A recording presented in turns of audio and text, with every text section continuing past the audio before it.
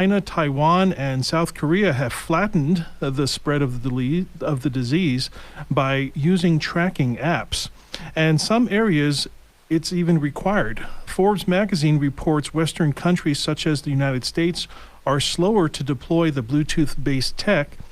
Some apps have been developed right here in the Tucson area at the U of A, but have not yet become mainstream. The tracking apps require you to give up some of your information, such as your name, your phone number, and other contact information, and of course, permission to track your location. That's where it gets a little bit difficult for people to swallow. Potential users are calling for an anonymous use and the ability to opt out or delete all if they choose. Also, did you ever wonder how third world countries get their internet content? Here in the United States, we just connect to Wi-Fi, but other areas have the data bundles that are copied and distributed by flash drive. Then they're plugged into standalone PCs and offline networks. But the Bloomberg reports Africa's biggest pay TV MultiChoice, which is a firm, to add Netflix and Amazon to their services of networks. So Netflix is making an effort to produce more African content, but may be slowed right now by COVID-19. Also, a facial recognition company claims that it can predict criminals based solely on the picture of their face. BBC News reported Wednesday the software is intended to help law enforcement prevent crime. One Harrisburg research member, a former police officer, wrote that identifying the criminality of a person from their facial image will enable a significant advantage for law enforcement agencies and other intelligence agencies to prevent crime from occurring. The researchers claim that their software operates with no racial bias. University of Cambridge computer science researcher Cretilla De Silva commenting on the controversy and said, "It is irresponsible for anyone to think that they can predict criminality based solely on the picture of a person's face." Other sources say the technology is far away from being considered infallible. Now we'd like to go into the segment where we'd like to call social media and the law. In this segment, we're going to be talking about the legal immunity of social media. It has gotten some recent attention with regards to the role that social media plays in society. According to the Department of Justice, they are issuing recommendations for Section 230 reform about rules regarding the definition of some words such as decency, good faith, and exploitive content. They're in the process of being updated. Now, even as our technology gets updated, the laws of the land need to be updated to adjust to those technologies to keep up with the changing times. Some of these laws that are in existence may date back to 1992, 2011, and even further back to the times of wire, radio communication, telegraphs, telephones, and radio telegraphs. Those were the technology at the time. But with regard to the protection for private blocking and screening of offensive material. So if you think about communication just 100 to 150 years ago, wire, radio, and telegraph were everyday terms. But today, even cell phones, Wi-Fi, and even Bluetooth are nothing more than just advanced radio signaling, a scientific principle dating back over 200 years. With that amount of time, the terms and laws need to be updated because things like illicit content, child abuse, terrorism, cyber stalking, cyber bullying, the definition of what good faith is. You see, these are all things that need to be updated. So, to shed some light on the subject, we have on the phone with us Eugene Vamos. He is a patent law attorney here in Tucson, and he can answer some of these questions. Thanks for being with us, Eugene. Good afternoon. Yes, it's a pleasure being in your radio program, and I am ready to try to sift through all these various laws and definitions that you've put out there. Okay. So yes. So here's the first question, Eugene. As of now, what kind of legal immunity does Facebook, Twitter, and Instagram and other social media platforms have right now? So in terms of legal immunity, it all started in 1996, where part of a larger act, Section 230, is the word of the day, was created to foster the growth of the Internet by allowing online platforms to freely disseminate information without having to examine or review the information for harmful content, such as pornography, hate speech, libelous speech, terrorism. Go back to 1996, companies were AOL, Prodigy, CompuServe, and they did not have the means or the technology to go through those reviews without, having business issues. The first thing that was done is it provided legal immunity to online platforms for the posting of harmful content by users. So, for example, if a user writes a defamatory review of a restaurant in Yelp, Yelp is not legally liable, even though the online platform facilitated the content. Second, it provides legal immunity to online platforms for the removal or the restriction of harmful content. That is, if they exercise editorial control over the content, in terms of So right now, these platforms can remove content according to their editing power and as far as essentially they're censoring their platform. Well, it's only in certain categories that the immunity is given, and those are obscenity, lewdness, lasciviousness, filthiness, excessive violence, harassing content, and otherwise objectionable content. So, yes, there is, the internet, in terms of the content, there's limited space. So when somebody puts something in, that means something is out. Okay. Right. So in as far as this new reform goes, if the legal immunity changes, which is the next question, if that legal immunity changes, how would that affect people that use social media today and in the future? Yeah, no, and there's a lot of talk about changing 230. It's a political punching bag in the sense that everybody hates it and everyone should change it. From conservatives, liberals, Biden, Trump, they all agree it needs to be changed. They just don't know what to change it in. The major change is that they want to eliminate some of the legal immunities. Some say, well, we want to eliminate everything. And others would say, well, we want to eliminate dealings with child abuse, terrorism, cyberstalking, hate speech, revenge porn, or fake political speech. So there's people wanting to take away those liability immunities for that particular subject. However, if I'm Yelp, I'm Instagram, I'll be naturally cautious about what people are posting, and I would probably a lot of content would be removed because there's a lot of things that are iffy. Maybe some categories are pretty clear, but some other categories, who knows in terms of ambiguity. What is hate speech? What is a terrorist declaration? What is fake news? So, and a lot of the laws are just those words, and then you're up to figuring out what that means. And if I'm a counsel for Facebook, I would say take it all out. So, hey, if I'm liable, and so it's all about a business transaction. If I get these 2 or 3 things that are seen to be a little iffy, I'll take them out. So in order for me to not get sued, and so you'll be seeing, if that happens, probably a lot of more content removal. And the other thing that I just want to mention, I've posted things on Facebook before for advertising purposes. There's a very stringent type of format that you have to follow. For example, the amount of text that's on a picture, or the type of message that you're trying to send, or exactly what you are selling.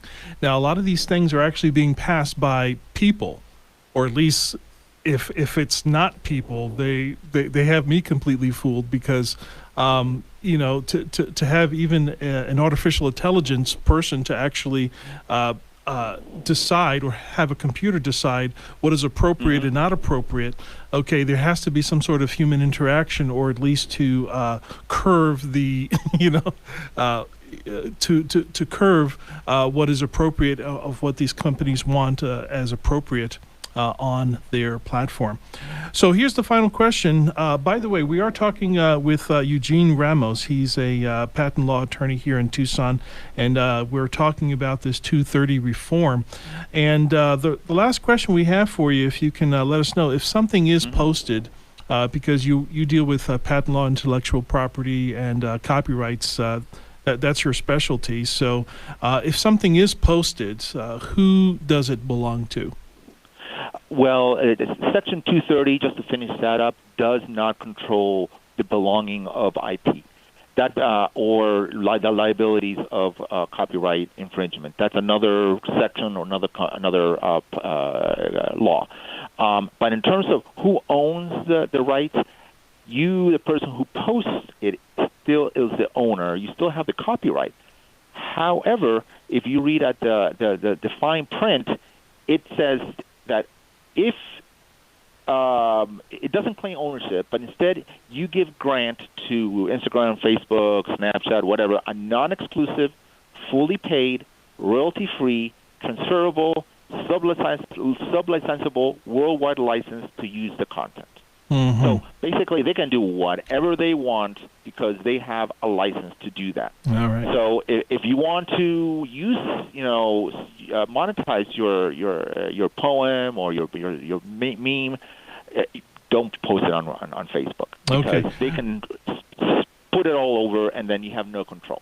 Eugene, why don't you tell everybody a little bit about your office, your website, your phone number, if they want to get a hold of you for any patent law or intellectual property or copyright infringement.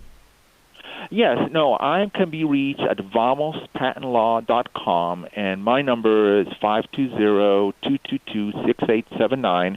And, like you said, I do a lot of IP work with copyrights, trademarks, and patents for small business people who need that expertise, and I'm available for anybody to just give me a call. All right. Thank you, Eugene.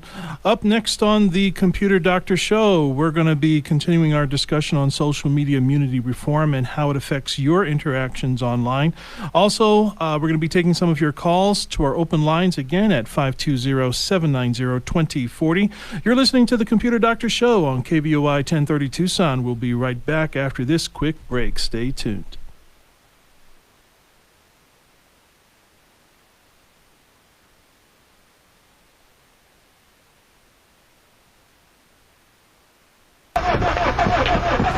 When your car breaks down, who can you call? The local mechanic. Timing belt, brakes, and tune-ups? Who can you call? The local mechanic. When you don't have time for vehicle service, who can come to you? The local mechanic. Keep your car running at its best with honest, reliable, and even mobile services at the local mechanic. Call 771-5191 or visit their website, thelocalmechanictucson.com. Ugly Goose Car Rental is new in Tucson, providing a low-cost auto rental alternative for just $100 per week. The only catch? The cars are ugly, but very safe and reliable to get you to work, school, shopping, and all your important appointments. To reserve your $100 a week car rental, call Ugly Goose Car Rental at 520-261-0439. Again, 520-261-0439. Perfect Look Photography is a photography business that serves individuals, families, wedding parties, children's parties, quinceañeras, and family reunions. We also do headshots for actors and model portfolios. We photograph all types of events in Tucson and communities in Pima and Santa Cruz counties. In addition, we provide more types of photos than any photographer in Tucson, including green screen, art photography, montages, and DVD slideshows. We provide great photos at great prices. For more information or to get a quote, please call 499-4209. Solar is popping up all over town. Why? Because solar just makes sense. Say goodbye to expensive summer electricity bills. Call or text Julie Festerling at Icon Power, 520-307-1013. Avoid the new 7.9% price increase with the utility company. Call Julie at 520-307-1013. Icon Power will help you take control of your electric bill. Computer Doctor of Tucson is the best choice in desktop support in Tucson. They fix error messages, power and boot problems, install of software and hardware, and much more. You can come to them, or they can come to you, or even have a remote support session so they can fix your issues over the phone quickly. Give them a call at 261-5508, 261-5508. Visit them on the web at computerdoctortucson.com. Computer Doctor of Tucson, because technology is great when it works. And welcome back to the Computer Doctor Show. More and more people are getting hitched on Zoom amid this pandemic, and good friends of mine are getting married by way of Zoom tonight. So I want to offer a nice big congratulations to Martin Gonzalez and Wendy Hamilton on their safe Zoom wedding happening tonight at 6 p.m. On a personal note, if it wasn't for Wendy, I would not have met my wife. So very happy that you guys are tying the knot in a safe way, and me and my wife will be tuning in. Continuing our discussion on social media reform, will it change social media moving forward? So we were able to get an interview with another attorney on this subject this week. So let's listen to that. With us today is Steve Mosier with Hayes Soloway Worldwide. He is an attorney with 30 years experience primarily in commercial business tort and intellectual property law. With regard to this 230 reform, we're going to be talking to him a little bit. Thanks for being with us, Steve. My pleasure, Aaron. So when it comes to this reform, what do social media users kind of need to know moving forward? Well, in the first instance, reform is very much in the eye of the beholder. And this particular topic is very timely and absolutely red hot. Red hot continuously since the 2016 presidential election, and probably increasingly so since that time. Your specific question, what do social media users need to know? Probably the main point that they need to know is, with or without any type of reform, however that may be conceived, social media users need to know that what they individually post on social media could potentially result in liability to them. The issue primarily from Section 230 is whether hosts of platforms such as Facebook and Twitter and others have some type of safe harbor immunity from civil liability under various circumstances. So Section 230 is not really intended to protect me from what I post on social media. It's intended to protect the host of the site that is hosting the third-party content. If Facebook is to be held liable for every single thing, every wacky thing that somebody posts on Facebook, then Facebook is not a viable business and could not have existed from the beginning, and could not continue to exist today. Some type of action other than having a site on which third parties post is probably essential to any ongoing entity such as Facebook or any of its multiple thousands or tens of thousands or hundreds of thousands of other sites that host third-party content. The main point, though, is social media users themselves are really not the point of this particular proposed revisions or reconsideration of Section 230. So does this reform change the way governments may access or any of these things? Like, if something does change, do people need to be concerned about what government access they may have, perhaps even to their account, or what information they can use or not use? Well, interestingly enough, the Department of Justice discussion of at least what the Department of Justice under William Barr has in mind is that specifically the immunity will be removed entirely for federal governmental civil enforcement action. So what does that mean exactly? What that means is that in a civil lawsuit, the United States government can access content and can seek to impose liability in appropriate circumstances, even against a third-party host. Would increase the ability of the government to, as the Department of Justice characterizes it, to protect citizens from unlawful conduct. That's the words used, but the particulars, by making it clear that Section 230 does not apply to civil enforcement actions brought by the federal government.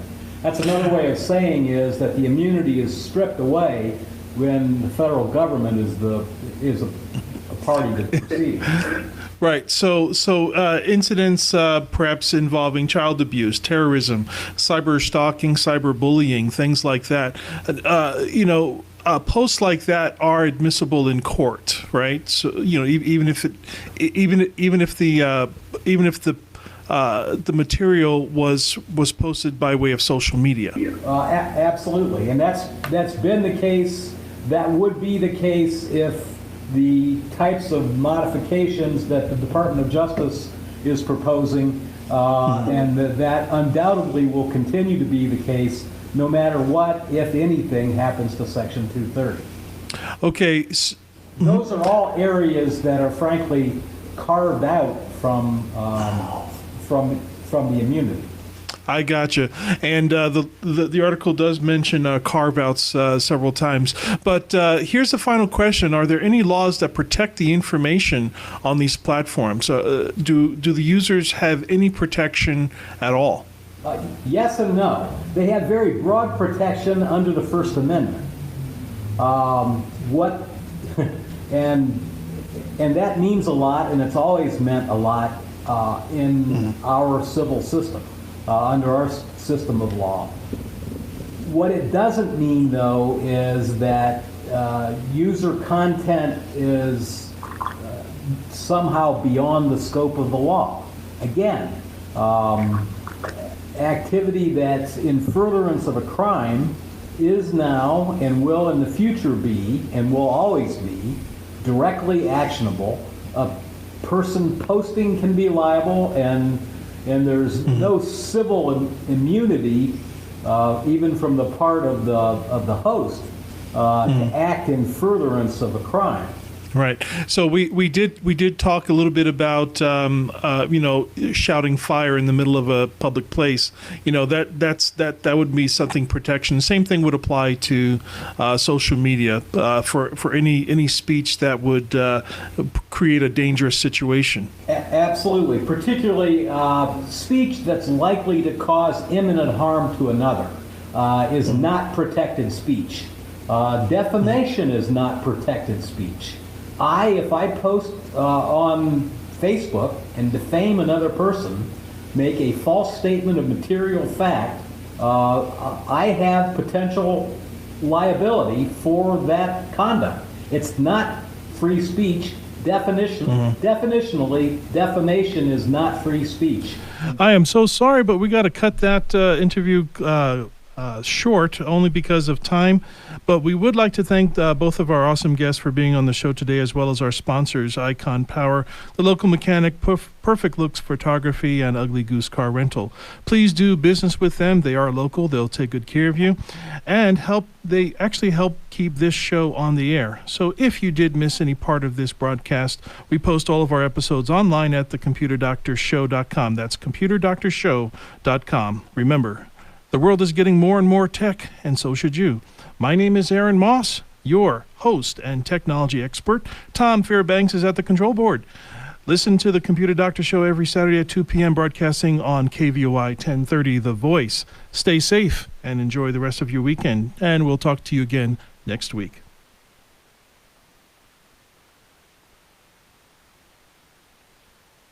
This is a Bloomberg Money Minute. The last few months have been particularly hard on the travel industry. Airbnb CEO Brian Chesky likens it to a torpedo across the bow. The first dark moment was when we had about $1 billion of cancellations from guests. And now that much of the world is starting to emerge from the shutdowns, Chesky says travel as we knew it is over. It doesn't mean travel's gone, but that travel's gone. And nobody knows quite what it's going to be because it's really up to the industry to invent the way forward. Chesky says that way forward may include travelers blurring the line between work and play. If you can work from home, you could theoretically work from any home, anywhere in the world, so long as you're in the right time zone. Airbnb started offering live-streamed experiences during the pandemic, like chats with Olympic athletes and Broadway stars. Chesky says that could be a big part of its post-virus recovery. The biggest asset in your life is not your home, it's your time. And just like COVID is going to, like restaurants are shut down, sports are shut down, we're going to see is a whole new era of entertainment. Nathan Hager, Bloomberg. CBS News Update. We're seeing coronavirus cases soar in some states like Arizona that tried to reopen during the pandemic. Dr. Lisa Goldberg is emergency room director at the Tucson Medical Center. It's difficult when you're watching, people on beaches, people in restaurants, everything open up as if nothing